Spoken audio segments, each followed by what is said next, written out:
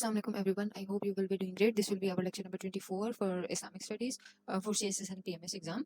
आज हम पढ़ेंगे topic Muslim world and the contemporary challenges, यानी कि आज के दौर में कौन से ऐसे चैलेंजेस हैं मुस्लिम वर्ल्ड को जो फेस करने पड़े हैं. ठीक है, तो सबसे पहले एज यूजुअल हम इंट्रोडक्शन देखेंगे. The problem of the Muslim world are not rooted in religion but in politics, economics and misgovernance. वो ये कह रहे हैं कि मुस्लिम वर्ल्ड के जो चैलेंजेस हैं वो ऐसा नहीं है कि इस्लाम बहुत पुराना रिलीजन है तो उसकी वजह से जो है वो आजकल रेलेवेंस खत्म हो गई है, ऐसा नहीं है. लेकिन जो भी जितने भी चैलेंजेस हैं वो क्यों आ रहे हैं? पॉलिटिक्स की वजह से, इकोनॉमिक्स की वजह से और मिस गवर्नेंस की वजह से. ठीक है, वो ये कह रहे हैं कि मुस्लिम वर्ल्ड जो टुडे है made up of over 50 countries and more than 1.9 billion people. हमने लास्ट में भी पढ़ा था कि कुछ सर्टन रिलीजन जो हैं वो क्या है, वो एक सर्टन एरिया के अंदर कन्फाइंड करते हैं. बट इस्लाम इज अनलाइक इस्लाम जो है वो क्या है, वो डाइवर्स उसकी नेचर है और वो मोर देन 50 कंट्रीज में और मोर देन 1.9 बिलियन फॉलोअर्स जो है वो हमें मिल जाते हैं. ठीक है, वो क्या है, is at an important turning point.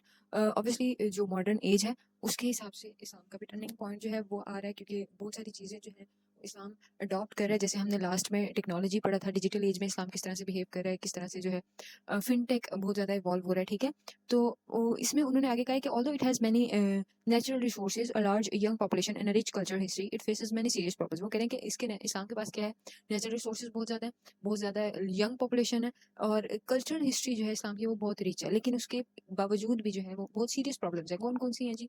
This include political unrest, poverty है, उसके बाद वीक एजुकेशन और हेल्थ केयर सिस्टम्स है. ठीक है, हाई अनएम्प्लॉयमेंट है यंग पीपल के बीच में. ठीक है, तो इससे क्या होता है, इंटरनल इश्यूज बहुत सारे हैं, जिस तरह के डिसएग्रीमेंट आ जाते हैं डिफरेंट ग्रुप्स में, पॉलिटिकल करप्शन आ जाती है, पुअर लीडरशिप आ जाती है, सेक्टेरियनिज्म आ जाता है, वो भी आप यहाँ पे ऐड कर सकते हैं. ठीक है, उसके बाद आउटसाइड फैक्टर्स बहुत से हैं, जिस तरह के इंटरनेशनल कॉन्फ्लिक्ट्स आ जाते हैं, फॉरेन इंटरफेरेंस आ जाती है, उसके अलावा इफेक्ट ऑफ ग्लोबलाइजेशन आपको मिल जाएगी. और ये सारे के सारे जो हैं ये आज के दौर के चैलेंजेस है. ठीक है, और इन सारे चैलेंजेस को समझना जो है वो बहुत इंपॉर्टेंट है. क्यों? ताकि हम बेटर वेज में जो है वो पीस बिल्ड कर सकें, प्रोग्रेस कर सकें. और आप जो है, अगर आपको ऐसा कोई क्वेश्चन आ जाता है इस्लामिक वर्ल्ड और कंटेम्प्रेरी चैलेंजेस का, तो आप उसके जो है वो अच्छे से सोल्यूशन सजेस्ट कर सकें. ठीक है, तो लास्ट लेक्चर में भी हमने ये डिस्कस किया था कि इस्लाम और ये वाला जो सेक्शन था ना, पहले ऐसा होता था, पहले ये ट्रेंड था. अगर आप पास्ट पेपर एनालाइज करेंगे तो पहले ऐसा ट्रेंड था कि जो फर्स्ट पोर्शन है ना हमारे सिलेबस का, उसमें से क्वेश्चन ज़्यादा आते थे. ठीक है, इबादत के बारे में, वर्शिप्स के बारे में क्वेश्चन ज़्यादा आ जाते थे, बेसिक पिलर्स के बारे में क्वेश्चन ज़्यादा आते थे. बट नाउ जो ऐसे के बाद सेकेंड मोस्ट हिट हो रहा है ना सब्जेक्ट, वो इस्लाम में आता है हमारे पास. ठीक है, इस्लामिक स्टडीज़ है. तो इस्लामिक स्टडीज़ का क्या मसला आ रहा है कि इस्लामिक स्टडीज़ में जो ये वाला सेक्शन है जो हम अब डिस्कस कर रहे हैं, इस्लाम और मॉडर्न वर्ल्ड, इस्लाम का वेस्ट पे क्या इम्पैक्ट है. ठीक है, तो ये वाली चीज़ें जो हैं इसको ट्वीक करके एग्जामिनर ये वाली चीज़ें ज़्यादा अब यूज़ कर रहा है अपने जो क्वेश्चन पेपर होता है उसमें. ठीक है, तो to score a very good marks, आपको क्या करना होगा कि आपको जो ये वाला सेक्शन है हमारे सिलेबस का, आपको इस पे अपनी अच्छी ग्रिप बनानी होगी. जो वर्शिप वाला सेक्शन है और जो बेसिक बिलीफ्स वाला सेक्शन है वो आप वैसे भी हमेशा से पढ़ते आ रहे हैं, तो वो उस पे आपकी वैसे भी ग्रिप होती है. ठीक है, लेकिन जो ये वाला सेक्शन है, ये जो है current affairs, Pakistan affairs, current affairs का कह सकते हैं, और इंटरनेशनल रिलेशंस का और इस्लामिक स्टडीज़ का जो है मिक्सचर होता है. ठीक है, तो इसमें आपको केस स्टडीज़, इसमें आपको जो है वो मॉडर्न चैलेंजेस और इसमें आपको कोटेशंस वगैरह थोड़ी सी ट्वीक करके यूज़ करनी आनी चाहिए. तो नेक्स्ट हम देख लेते हैं, हम सबसे पहले देखते हैं कि क्या इम्पैक्ट्स आ रहे हैं जी. सबसे पहले पॉलिटिकल इंस्टेबिलिटी और अथॉरिटेरियनिज्म, ये क्या चीज़ होती है? वो कह रहे हैं कि बहुत सारी मुस्लिम कंट्रीज जो हैं वो अथॉरिटेरियन रिजीम्स से सफ़र कर रही होती हैं. ठीक है, लैक ऑफ उनमें डेमोक्रेटिक इंस्टीट्यूशंस होते हैं वो इतने स्ट्रॉन्ग नहीं होते. जैसे आप पाकिस्तान की एग्जांपल ले लें, ठीक है, डेमोक्रेसी इतनी स्ट्रॉन्ग नहीं है. और जो स्पेशल सर्विसेज हैं उनकी उनकी जो है वो अथॉरिटी है. ठीक है, रिजीम्स हैं और रिजीम चेंजेस होते रहते हैं. अभी आपने लास्ट टाइम भी न्यूज़ में सुना होगा. तो फिर उसकी वजह से क्या होता है, सिविल सोसाइटीज़ वीक होती जाती हैं.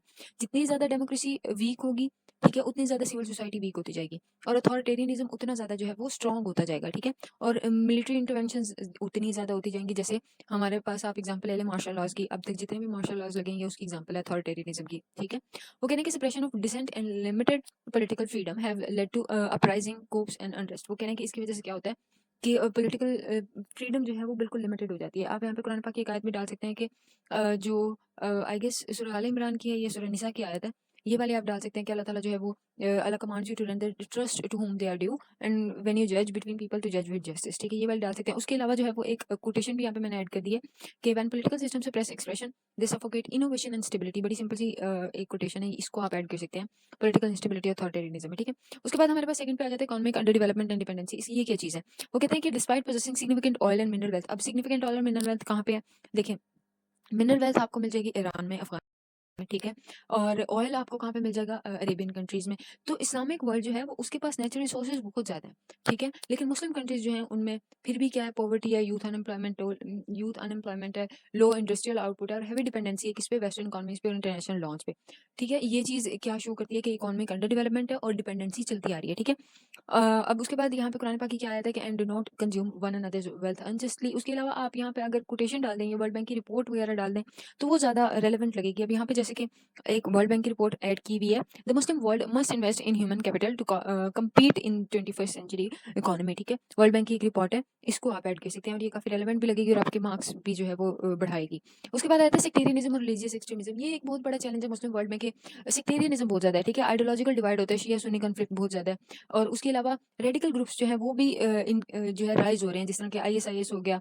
उन्होंने क्या किया है, कम्युनिटीज़ को एक दूसरे से अलहदा कर दिया है, वॉर्स को फ्यूल किया है और इस्लाम की जो इमेज है ग्लोबली उसको बहुत ज़्यादा डैमेज किया है, ठीक है।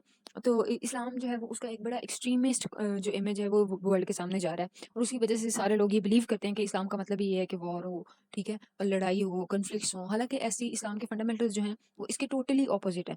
तो वो यहाँ पे आप अगर ये वाली कोटेशन ऐड करते हैं कि extremist have hijack the narrative of Islam and it's time to take it back, ठीक है। ये वाली आप ऐड कर देंगे, ये बहुत रेलेवेंट लगेगी। उसके बाद हमारे पास आ जाता है लैक ऑफ एजुकेशन रिफॉर्म्स। वो कह रहे हैं कि बहुत सारी मुस्लिम कंट्रीज जो है उनके आउटडेटेड एजुकेशन सिस्टम है और उनका लिमिटेड फोकस है साइंस पे, क्रिटिकल थिंकिंग पे, इनोवेशन पे। ऐसे देखें, अनलाइक द इनिशियल टाइम जब क्या होता था, बैतुल हिकमा हमने पढ़ा बगदाद में बना, ठीक है।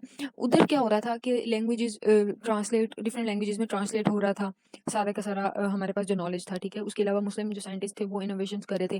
That was the golden era. और अब क्या हो रहा है कि हम क्या कह रहे हैं मोस्टली, अगर हमने क्या करना है, अगर बहुत अच्छी एजुकेशन चाहिए तो we are moving to west. पहले ऐसा क्या होता था, people use to move to Muslim world अच्छी एजुकेशन के लिए, ठीक है। तो अब क्या हो रहा है कि हमारी इकोनॉमिक डिपेंडेंसी के साथ क्या क्या एजुकेशनल डिपेंडेंसी भी है। वो कह रहे हैं कि एजुकेशनल स्टेगनेशन जो है वो हैम्पर करती है सोशल मोबिलिटी को और नेशनल डेवलपमेंट को।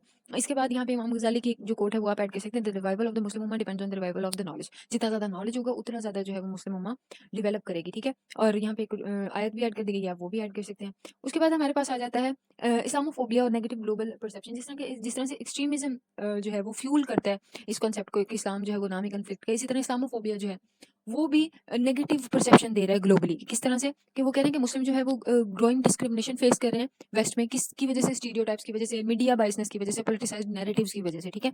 इस्लामोफोबिया क्या चीज़ होती है? वो इफेक्ट इस्लामोफोबिया बेसिकली, इस्लामोफोबिया क्या है कि कुछ लोग जिस तरह के फोबियाज होते हैं ना, कुछ लोग सर्टेन चीज़ों को डिसलाइक करते हैं फॉर सम अननोन रीजन। इसी तरह इस्लामोफोबिया जो है वो लोगों के माइंड में एक नेगेटिव इमेज बना हुआ है इस्लाम का और वो उसकी वजह से इस्लाम को जो है वो डिसलाइक करते हैं, ठीक है। May be they don't know the basic, और मे बी वो उनके एक्सपीरियंसेस ऐसे रहे होते हैं कि वो दे स्टार्ट डिसलाइकिंग इस्लाम और सर्टेन थिंग, ठीक है। तो हम ये कहेंगे कि इस्लामोफोबिया जो है इफेक्ट करता है किसको? इंटरनेशनल रिलेशन को, ट्रेड को, integration of Muslim in non Muslim society. देखें, कुछ इस्लामोफोबिया जो है जिस तरह से रेसिज्म लोग फेस करते हैं ना जब भी वो किसी दूसरी सिटी में, किसी दूसरी सॉरी कंट्री में मूव करते हैं, इसी तरह से लोग इस्लामोफोबिया की वजह से भी बहुत ज़्यादा डिस्क्रिमिनेशन फेस करते हैं जब वो किसी सोसाइटी में मूव करते हैं, ठीक है। तो वो यहाँ पे आप एक कोटेशन डाल दें, एक रिपोर्ट है उसकी यहाँ पे एक सेइंग आप डाल दें कि इस्लामोफोबिया जो है is a form of racism that targets. अभी हमने पढ़ा ना कि किस तरह से रेसिज्म जो है वो उसको सफर करते हैं लोग, तो इस तरह इस्लामोफोबिया को भी सफर करते हैं।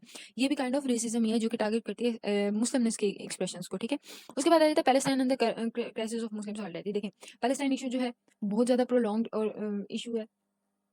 इसकी वजह से क्या हो रहा है, मुस्लिम जो यूनिटी है वो उसका फेलियर आपको नजर आ जाएगा, ठीक है। मुस्लिम वर्ल्ड जो है उसके आपको चैलेंजेस नजर आ जाएंगे। वो ये कह रहे हैं कि लॉन्ग सफरिंग जो है पैलेस्टीनियंस की, वो क्या है, lack of collective and effective response Muslim world की तरफ से नहीं आ रहा। उसकी वजह से क्या होता है कि एक बहुत ज्यादा मॉरल और स्ट्रेटेजिक फेलियर आपको मुस्लिम यूनिटी का नजर आ जाता है, ठीक है। यहाँ पे आप एक हदीस भी डाल सकते हैं कि believers are like one body, if one part hurt the whole body respond. तो the whole Muslim world should respond to the Palestinian issue, लेकिन ऐसा हमें नजर नहीं आ रहा, ठीक है।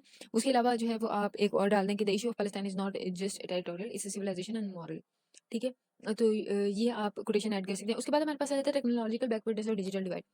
इन द एरा ऑफ, यहाँ पे इन आना है, in the era of artificial intelligence और डिजिटल इनोवेशन, मुस्लिम कंट्रीज जो है वो बहुत ज्यादा टेक में लैग बिहाइंड करी हैं। रिसर्च डेवलपमेंट इन्वेस्टमेंट नहीं है और डिजिटल लिटरेसी नहीं है, ठीक है। उसकी वजह से क्या होता है कि वेस्ट जो है वो ऑब्वियसली उसके पास टेक्नोलॉजिकल एडवांसमेंट बहुत ज़्यादा है और डिजिटल डिवाइड उनका बिल्कुल मिनिमम है। तो इसकी वजह से भी मुस्लिम सोसाइटीज़ जो हैं वो लैग बिहाइंड करी हैं। तो टेक्नोलॉजिकल इनोवेशन जो है वो सिर्फ लग्जरी नहीं है बल्कि सॉवरेंटी के लिए एक नेसेसिटी है। और जो भी इसमें एडवांसमेंट नहीं करेगा ऑब्वियसली वो पीछे रहेगा, ठीक है? और मुस्लिम वर्ल्ड जो है वो उनका ये चैलेंज आज के दौर में हमें मिल जाता है देखने को। उसके बाद हमारे पास क्लाइमेट चेंज आ जाता है और एनवायरमेंटल नेगलेक्ट। देखें, वाटर स्कार्सिटी जो है नॉर्थ अफ्रीका में बहुत ज़्यादा है, राइजिंग सी लेवल्स मालदीव्स में बहुत ज़्यादा है। आई गेस मालदीव्स का तो ये लास्ट सेंचुरी है। उसके बाद हमारे पास एनवायरमेंटल डिग्रेडेशन जो है वो थ्रेटन करती है millions across the Muslim world. जैसे कि यहाँ पे आप एग्जांपल दे सकते हैं पाकिस्तान की। पाकिस्तान का कंट्रीब्यूशन जो है वो एनवायरमेंटल डिग्रेडेशन में आई गेस 0 पॉइंट समथिंग है या 2% है, इस तरह से कोई फिगर है, इसको आप कंफर्म कर लें। लेकिन जो इम्पैक्ट है एनवायरमेंटल डिग्रेडेशन का, क्लाइमेट चेंज का, उसमें पाकिस्तान टॉप 5 में आता है, ठीक है? तो ये क्या चीज़ है? अब देखें, कंट्रीब्यूशन बिल्कुल कम है, लेकिन जो सर्टेन स्टेप्स होते हैं, अवेयरनेस है, वो बिल्कुल ज़ीरो है। तो उसकी वजह से इम्पैक्ट बहुत ज़्यादा है। इसी वजह से फ्लड्स आते हैं, इसी वजह से जो है वो ग्लोबल वार्मिंग बहुत ज़्यादा हो रही है। तो वो ये कह रहे हैं, और not just Pakistan, the entire Muslim world is facing this, ठीक है? वो ये कह रहे हैं कि मुस्लिम कंट्रीज जो हैं उनको क्लाइमेट रेजिलिएंट होना चाहिए, सस्टेनेबल पॉलिसीज उनको इंट्रोड्यूस करनी चाहिए। यूएनडीपी की रिपोर्ट जो है वो आप इस यहाँ पे ऐड कर सकते हैं। उसके बाद आप इसको कंक्लूड कर दें कि Allah will not change the condition of the people until they change what is in themselves. ये बड़ी अच्छी सी एक हमारे पास आयत है और आपको याद भी इजीली हो जाएगी। ये वाली आयत आप ऐड कर लें, कहीं ना कहीं आपके काम भी आ जाएगी। और इस टॉपिक में भी जो है वो आप इसको ऐड कर सकते हैं कि चैलेंज जो फेस कर रहे हैं मुस्लिम वर्ल्ड वो डीप तो हैं, लेकिन इन सरमाउंटेबल नहीं है, ठीक है? पाथ फॉरवर्ड क्या है? पॉलिटिकल रिफॉर्म आए, इन्वेस्टमेंट आए, एजुकेशन आए, इनोवेशन आए, इंटरफेथ यूनिटी आए और एडहेरेंस आए। किसकी तरफ? इस्लामिक वैल्यू ऑफ जस्टिस की तरफ, compassion।